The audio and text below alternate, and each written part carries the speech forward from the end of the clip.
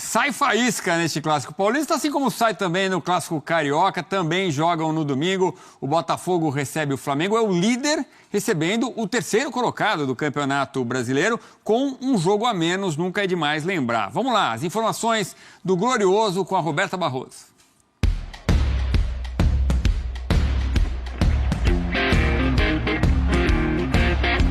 Esporte, líder do Campeonato Brasileiro, o Botafogo recebe o Flamengo domingo em mais um clássico pela competição. Com 43 pontos, 2 a mais do que o rubro-negro, o alvinegro quer se manter na ponta. Mas Arthur Jorge terá que tomar uma decisão importante: quem poupar no jogo de domingo? Isso porque 3 dias depois, o Botafogo encara o Palmeiras pela partida de volta pelas oitavas de final da Libertadores. Com tantos jogos decisivos, o treinador vem rodando algumas peças por desgaste físico. Só que agora tem o clássico contra um concorrente direto na briga pelo título. Alter está suspenso pelo terceiro amarelo, assim como Marçal. O lateral entrou contra o Juventude na última rodada do Brasileirão como zagueiro e fez gol.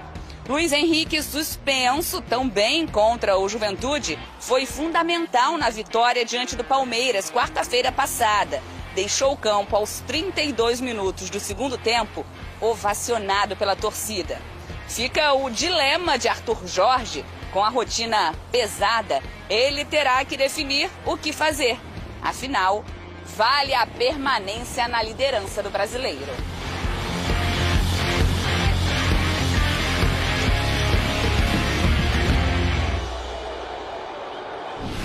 É preciso usar a cabeça. E no caso do Flamengo, como a gente viu o Arrascaeta falando, né, ou indicando a cabeça, o Tite quebra a cabeça para arrumar os substitutos, porque já tinha perdido o Vinha e o Cebolinha, voltam só ano que vem. Neste jogo contra o Bolívar, a gente falou mais cedo aqui no Sport Center, 2 a 0 e 2 novas baixas. A primeira, o Pedro, que vinha jogando muito nessa partida, vinha sendo o principal jogador no ataque ali do Flamengo, sofreu essa lesão muscular. A previsão é que ele fique 2 semanas, pelo menos, fora de combate. Quer dizer, é desfalque não só neste jogo contra o Botafogo, pelo Campeonato Brasileiro, como no jogo da volta contra o Bolívar em La Paz. E mais um tempinho. E o Gabigol, pior ainda, deve ficar 1 mês no estaleiro. Bom, que se recuperem rapidamente esses bons jogadores. A opção pro Tite agora é o Bruno Henrique, né, que estava suspenso nesse jogo da Libertadores. Deve jogar em La Paz. E também o Carlinhos é a opção ali pro comando do ataque. Tem o Luiz Araújo, que teve bons momentos nessa vitória contra o Bolívar. A gente falando... Quanto mais elástico, melhor aqui no Brasil, para chegar lá e aí ter também a altitude, que sempre muito discutida, mas já chegar mais tranquilo. Esse segundo gol no fim do jogo é algo, acho que é se comemorar demais, porque ajuda muito nessa vantagem. Mas é suficiente esses 2 a 0? Sem dúvida, o segundo gol faz muita diferença, Gláucia. Não sei se é suficiente ou não. Um limite maior de classificação, mais preocupação para o Bolívar em termos de problemas a serem resolvidos na partida de volta em casa, mesmo com a altitude, o estádio, a atmosfera, o ambiente e o torcedor a seu favor. Mas se o Flamengo tivesse vencido apenas por 1 a 0, e eu falo nesse placar, porque foi o placar construído no primeiro tempo e quase até o final do jogo, a partida se encaminhava por uma vantagem mínima até o gol do Léo Pereira. Eu acho que principalmente o torcedor do Flamengo, não tanto o grupo de jogadores e a comissão técnica, mas o torcedor já estaria desde ontem à noite se preparando para um filme de terror na semana que vem. Porque uma vantagem simples numa situação como a que o Flamengo vai enfrentar, e o Flamengo já experimentou essas lições durante a fase de grupos, é uma coisa muito tênue. É muito difícil você segurar um resultado de uma vantagem tão pequena, um gol só, na condição que o Flamengo vai enfrentar no jogo de volta na Bolívia. Agora, 2 a 0, digamos, é um placar clássico de mata-mata, em condições normais. Agora nós não estamos falando de condições normais, é bom frisar isso de novo, mas o Flamengo tem muito mais time tem jogadores mais decisivos e tem muito mais camisa, mais tradição, mais história e mais condições de suportar quaisquer que sejam as dificuldades na semana que vem e conseguir voltar da Bolívia com o resultado necessário. A minha impressão é que vai ser muito difícil, mas o Flamengo, digamos, vai perseverar. Porque o futebol muitas vezes não respeita essas ideias pré-concebidas que a gente aplica a um confronto. Não, se não for 3, não dá. Talvez não dê mesmo. Talvez não dê. Mas eu acho que com 2-0 a situação é muito, muito difícil para o Bolívar. Não que seja simples para o Flamengo por causa das condições.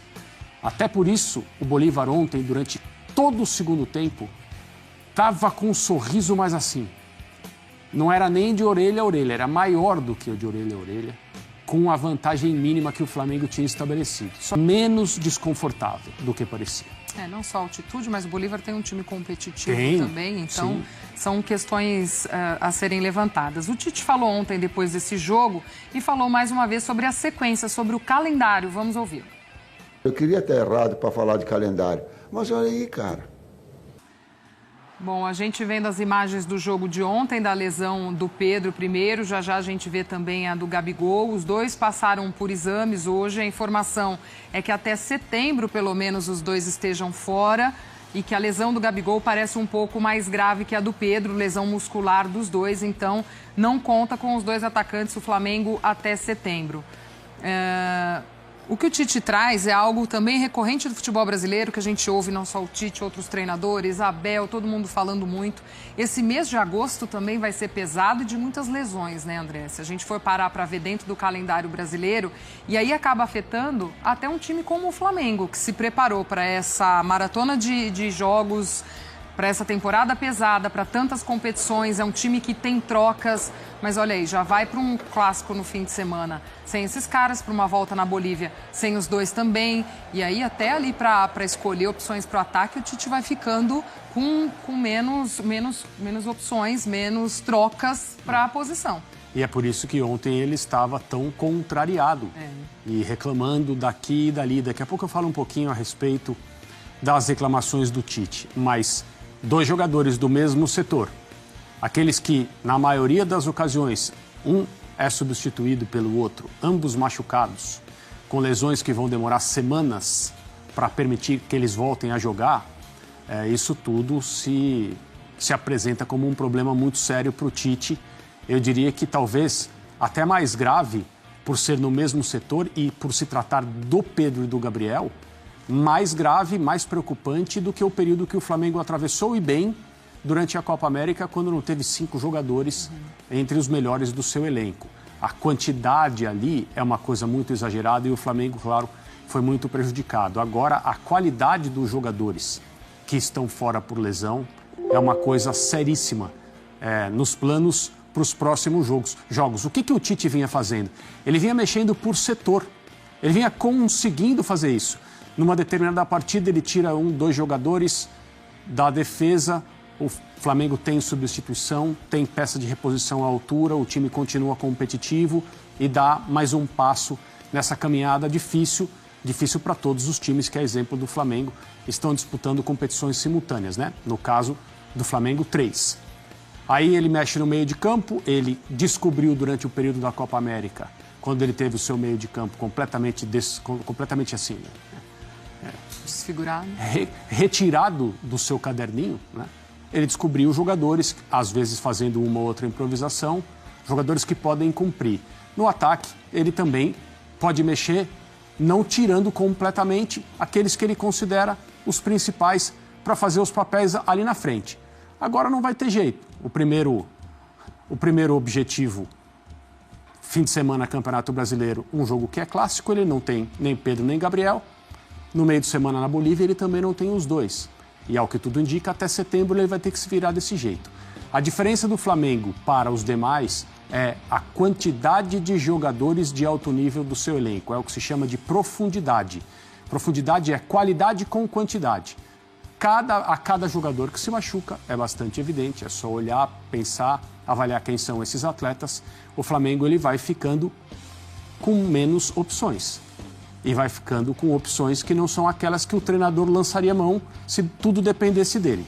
Então o Flamengo vai ser testado. O Tite vem dizendo há muito tempo que é humanamente impossível tentar abraçar as 3 competições basicamente com a mesma escalação. Ele está correndo o risco já em determinados setores do time de ser obrigado a usar a mesma escalação, porque daqui a pouco ele não tem mais cartas para colocar sobre a mesa. Um finalzinho bem rápido sobre a reclamação que ele fez ao Sindicato dos Atletas, que respondeu hoje numa nota que não tem absolutamente pé nem cabeça, que quer ensinar o Tite a fazer o trabalho dele como treinador. Assim, dos sindicatos dos atletas no Brasil, a gente não pode esperar nada a não ser esse tipo de revanchismo. Estão dormindo, não fazem nada, ninguém ouve falar deles até que um técnico, um jogador reclama. E aí eles mandam notinhas cheias de raivas, de ironias e querendo ensinar um treinador como o Tite a fazer o trabalho dele. Na verdade, o Tite errou, não porque ele falou de alguém de quem não se espera nada, mas porque são os clubes que precisam resolver esse problema. O problema do calendário no futebol brasileiro só será resolvido pelos clubes ou pelos jogadores, que talvez um dia, unidos, digam: não vamos jogar tantas vezes. Mas a união dos jogadores é algo que se pede há tanto tempo no Brasil, sem vermos nada que se aproxime do que é necessário.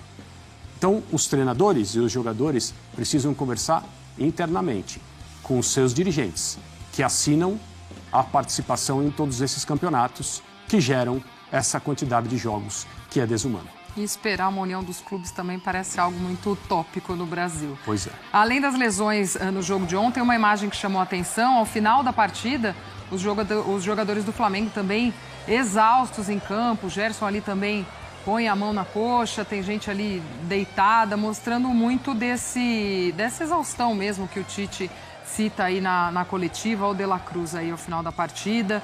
Enfim, para mostrar como os jogadores ficaram. Imagine na Bolívia, que ainda vai ser mais complicado pelas questões do local. Pepe Guardiola também falou de calendário, algo... Agora para os 2 assuntos principais do vídeo: as vendas de Wesley e Fabrício Bruno, porque eu apurei detalhes dessas operações que o Flamengo está realizando, operações essas que podem render ao Flamengo cerca de 210 milhões de reais. Vamos lá. O Wesley fechou 16 milhões de euros, fixo, mais 4 milhões em metas. Poxa, Vini, mas eles não topavam 18 mais 2? Já expliquei no vídeo anterior, mas vou explicar novamente para a audiência rotativa. O Flamengo preferiu 16 mais 4, porque se fosse 18 mais 2, as 2 metas seriam quase impossíveis de serem batidas. Então, nesse caso, o Flamengo preferiu 16 mais 4 porque as metas serão mais fáceis. Então, o Flamengo entende que pode ter uma arrecadação maior com a venda. E fechou 16 milhões de maneira fixa, mais 4. Forma de pagamento em 3 parcelas. O Flamengo vai receber 6 milhões de euros à vista, 5 dias após a assinatura de contrato do Wesley com a Atalanta, 4 milhões de euros no dia 30 de outubro desse ano, de 2024, e 6 milhões de euros no dia 31 de agosto de 2026. Tá? O Flamengo durante 2025 não recebe e recebe a última parcela em 2026. Ficou dessa maneira. E as metas? 1 milhão de euros quando completar 20 jogos, 1 milhão de euros quando o Wesley conquistar qualquer título com a camisa da Atalanta, 1 milhão de euros com classificação à Europa League e 1 milhão de euros se chegar às oitavas da Europa League. Talvez a meta mais difícil aí seja conquistar um título com a camisa da Atalanta. Mas o Wesley vai fechar um contrato de 5 anos, ou seja, serão 5 anos podendo atingir essa meta. Cara, 20 jogos ele vai atingir rapidamente. Então o Flamengo vai receber essa meta aí, com certeza, esse bônus muito rápido. Então acho que foi uma baita venda. Venda essa que pode chegar a 20 milhões de euros. Estamos falando de 120 milhões de reais. Já falei isso aqui, repito. Gente, 20 milhões de reais no lateral direito Wesley é uma baita venda. É uma venda absurda. É venda de jogador atacante que decide jogo. É praticamente o mesmo valor que o Botafogo pagou para contratar o Luiz Henrique, que está jogando muita bola com a camisa do Botafogo, que inclusive o Flamengo tentou a contratação. Só para vocês terem noção, na boa, o Flamengo vende muito bem.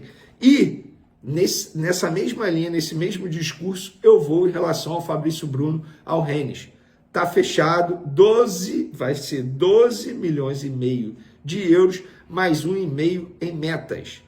totalizando, portanto, aí 14 milhões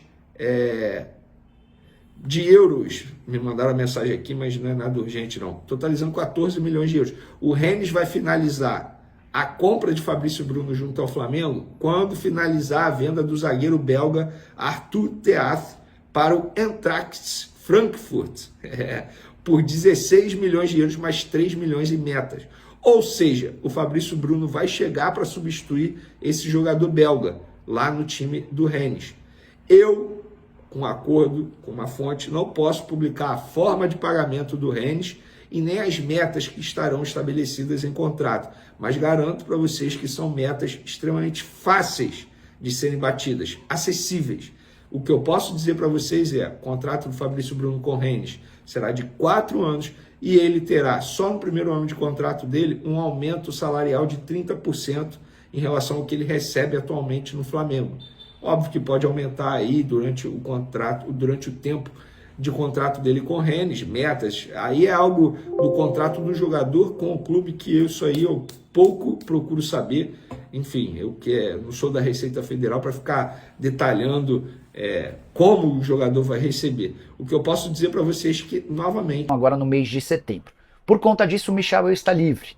E o caminho ficou livre para o Flamengo por conta de uma série de circunstâncias. Primeiro que Corinthians, Cruzeiro e Grêmio desistiram de um acordo depois da pedida de 5 milhões de euros por temporada. Isso equivale a mais ou menos 2 milhões e 300 mil reais por mês. O São Paulo, para quem o Michael torce, afirmou que não há necessidade da contratação de um ponta.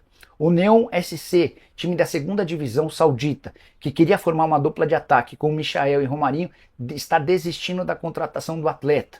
Houve muita demora na resposta do Michael e o Neon acabou se acertando com o Zizou, atacante da seleção do Egito. Ele está passando por exames médicos nesse final de semana para assinar contrato. É a última vaga para estrangeiro permitida para o clube, ou seja, o Flamengo, que nem tinha tanta intenção de contratar o Michael e que mudou de ideia por conta da lesão do Cebolinha, que só volta a jogar em 2025, acabou tendo todas as facilidades por conta da ausência de concorrentes e deve sacramentar o retorno do atacante nos próximos dias. Atleta de 28 anos de idade, que sempre foi titular no Al Nassr, tem enorme carinho do técnico Jorge Jesus, com quem ele trabalha no Al Hilal, e só sairá porque o time saudita pretende utilizar a vaga de estrangeiro dele com nomes de peso, jogadores estrelados. Essa faz parte, essa é a ideia, esse é o projeto dos principais times sauditas para dar visibilidade à competição.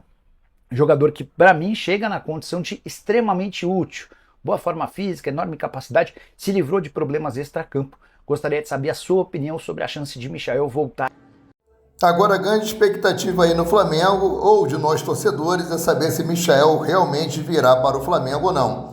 Ele faz o seu último jogo hoje pelo Al Hilal e amanhã já deve ter algum posicionamento, já que o seu empresário vai se reunir com os proprietários do Al Hilal para tratar da saída de Michael. Ele já colocou a publicação Last Dance, Última Dança ou Último Espetáculo, e vamos aguardar. Bom, lamentamos hoje o falecimento do grande apresentador Silvio Santos. O Flamengo aí colocou uma nota em suas redes sociais, né? Desejo aí que a família do Silvio Santos, né, que Deus venha estar confortando corações de todos os familiares, amigos e fãs nesse momento tão difícil. Daqui a pouco eu volto com mais informações sobre o Flamengo.